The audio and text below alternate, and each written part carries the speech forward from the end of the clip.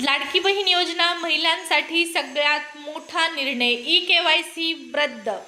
सरकारकडून महिलांना ई-केवायसी करण्यासंदर्भात सूचना देण्यात आल्या होत्या, परंतु पहा, शासनामार्फत महाराष्ट्र सरकारच्या माध्यमातून ई-केवायसी रद्द करण्यासंदर्भातली माहिती आपण आजच्या व्हिडिओमध्ये जाणून घेणार आहोत. व्हिडिओ खूप महत्त्वाचा आहे, खूप छोटा व्हिडिओ आहे, पण शेवटपर्यंत पाहायचा आहे. चॅनलवरती नवीन आला असाल, पहिल्यांदा आपला व्हिडिओ पाहत असाल तर चॅनलला सबस्क्राईब करून ठेवा. लाडकी बहीण योजनेसह सरकारी योजनांची सर्व माहिती तुम्हाला चॅनलवर पाहण्यास मिळेल. चला मग सबस्क्राईब करा, सुरुवात करूया व्हिडिओला आणि पाहूया महत्त्वपूर्ण अपडेट. लाडकी बहीण योजना ई-केवायसी रद्द.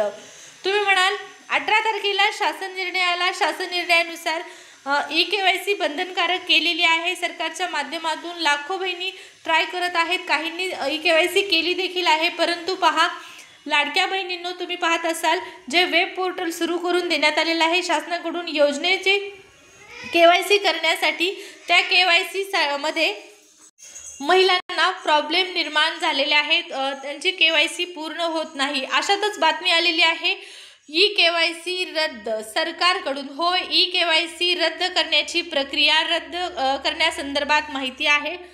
कोणती केवायसी रद्द होणार आहे तर OTP आधारित ई-केवायसी बंद करण्यात येईल अशी शक्यता वर्तवण्यात आलेली आहे. जी OTPच्या माध्यमातून ई-केवायसी केली जात आहे महिलांची, ती केवायसी रद्द करण्यात येईल अशी चर्चा आहे. आणि याचं कारण काय आहे तर जी ई-केवायसी आहे त्यामध्ये पहा, OTPच्या माध्यमातून कुणीही ही केवायसी करत आहे. कुणीही म्हणजे काय तर तुम्ही पाहिलेलं असेल, मुख्यमंत्री माझी लाडकी बहीणमध्ये असे बरेच पुरुष आहेत ज्यांनी फॉर्म भरलेला आहे आणि प्रत्यक्ष पुरुष असूनही ते लाडकी बहीण योजनेचा लाभ घेत आहेत. मग तेही OTPच्या माध्यमातून जर केवायसी त्यांनी केली तर त्यांचा हप्ता इथून पुढे सुरू राहील.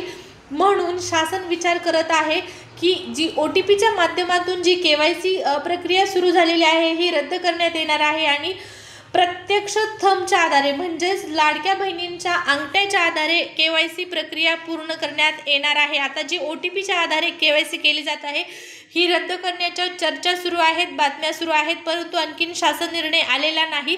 लवकरच हा शासन निर्णय येईल ज्याच्या माध्यमातून OTP आधारित केवायसी बंद करण्यात येईल, रद्द करण्यात येईल अशी सूचना मिळतील. परंतु पहा, आणखीन शासन निर्णय लागू झालेला नाही, आलेला नाही. सध्या OTPचीच केवायसी सुरू आहे आणि ही केवायसी खरं तर बंद व्हायला पाहिजे, कारण OTP आधारित केवायसीच्या माध्यमातून जे अपात्र लोक आहेत ते देखील या योजनेचा लाभ घेत आहेत. लाडकी बहीण योजना ही पात्रतेसाठी सर्वांना, म्हणजे जे पात्र आहेत त्यांच्यापर्यंतच लाभ मिळाला पाहिजे.